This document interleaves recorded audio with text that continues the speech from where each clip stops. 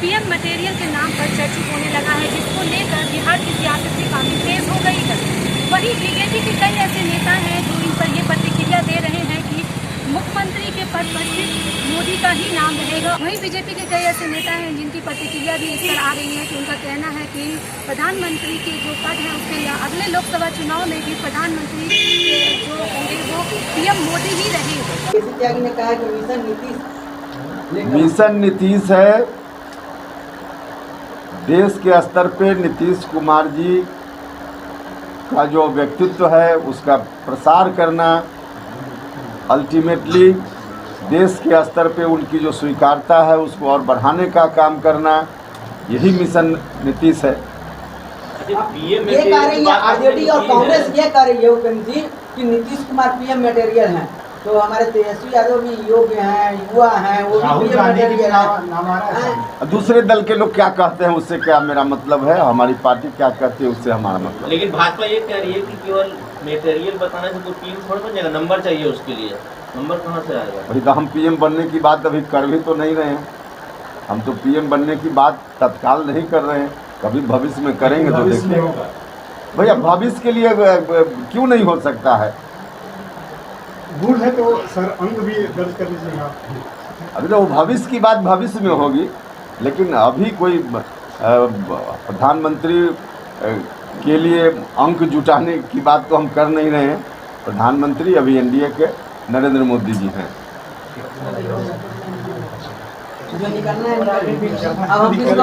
त्यागी जी से पुराना संबंध है, मित्रता है हम लोगों की।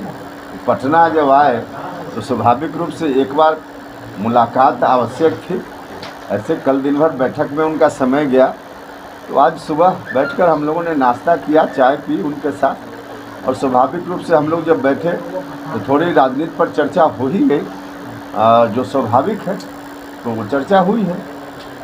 कोऑर्डिनेशन कमेटी की जो बात की है, इसमें भाजपा का ये कहना है कि सरकार तो लंबे समय से चली, अचानक ये मांग का क्या मतलब है? ये अचानक मांग कहना मुझको नहीं लगता है मुनासिब है।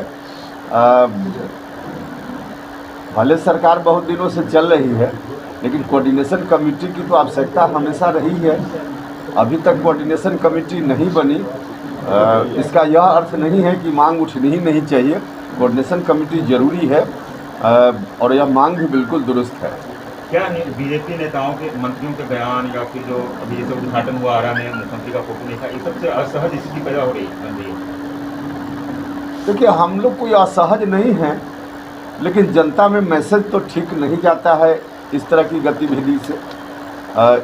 एक ही अलायंस के अंदर कई तरह की बात चलते रहती है, एक ही इशू पर अलग अलग नेता का बयान भी अलग अलग तरह से आते रहता है एक ही पार्टी में।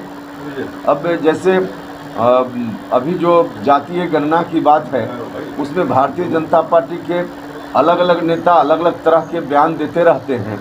तो इन तमाम चीज़ों को देखने के लिए और ऐसी स्थिति आगे न रहे, इसके लिए ज़रूरी है कोऑर्डिनेशन कमेटी रहेगी तो इन चीज़ों को देखेगी, गौर करेगी, और ऐसी स्थिति से फिर बचना संभव हो पाएगा। बीजेपी के शीर्ष नेता है, इसके लिए कोई बातचीत सबसे हो रही है? आपने सीएम की बात सबसे पहले कही थी कि प्रधानमंत्री के लायक है नीतीश कुमार, और अब जो है वो राष्ट्र परिषद की बैठक में मुहर लग गया। क्या आने वाले समय में नीतीश कुमार प्रधानमंत्री के लिए चुनाव लड़ेंगे? देखिए अभी कल क्या प्रस्ताव पारित हुआ उसको बता दिया गया है, और पीएम मटेरियल जब हमने कहा था तो आप लोगों में से भी कई लोग असहज हो रहे थे कि क्या बयान दे रहे हैं, लेकिन आगे के लिए ध्यान रखिए। उपेंद्र कुशवाहा जो बोलता है आगे सब लोग उसको मानते हैं, तो आगे भी ध्यान रखिएगा आप लोग। लेकिन भाजपा कहा था कल, क्या मतलब आपका कहना है आगे चुनाव लड़ेंगे, यही बड़ी बात है? या चुनाव लड़ेंगे का क्या मतलब? अभी तो एनडीए में हम लोग हैं, तो एनडीए के तो उम्मीदवार प्रधानमंत्री के नरेंद्र मोदी जी हैं। नीतीश कुमार योग्य दावेदार है, आपका इशारा है? ललन सिंह ने कहा है कि कई लोग ऐसे हैं जो नीतीश कुमार के चेहरा को पसंद नहीं करते हैं, कई पार्टियां ऐसी हैं। वो कौन कौन सी पार्टियां हैं जो नीतीश कुमार के चेहरे को नहीं पसंद करती हो? अरे कुछ बात तो बिना कहे समझी जाती है ना, बिना कहे भी समझिए। मिशन नीतीश क्या है? देखने वाली बात ये होगी कि सीएम और पीएम की इस लड़ाई में क्या मुख्यमंत्री नीतीश कुमार पीएम बन सकते हैं या नहीं, ये तो आने वाला वक्त ही बताएगा। फिलहाल मुझे दीजिए इजाजत, साथ ही हमारे APM लाइव को सब्सक्राइब करना ना भूलें।